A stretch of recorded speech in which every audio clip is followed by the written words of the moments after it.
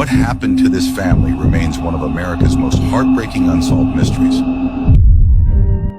On Christmas Eve, 1945, in the quiet town of Fayetteville, George and Jenny Sodder tucked their 9 children into bed. No one could imagine the horror about to unfold. Jenny and George jolted awake to the snap of flames in the thick sting of smoke. They barely escaped with 4 of their children as fire swallowed their home whole. When the smoke cleared, 5 siblings were nowhere to be found. When the firefighters sifted through the smoldering ruins, finding the children's beds strangely intact amidst the charred wreckage. No bones, no teeth, nothing that should have remained after such a ferocious blaze. Down the road, neighbors whispered about seeing the children that night, their small faces pressed against the windows of a dark car that sped away.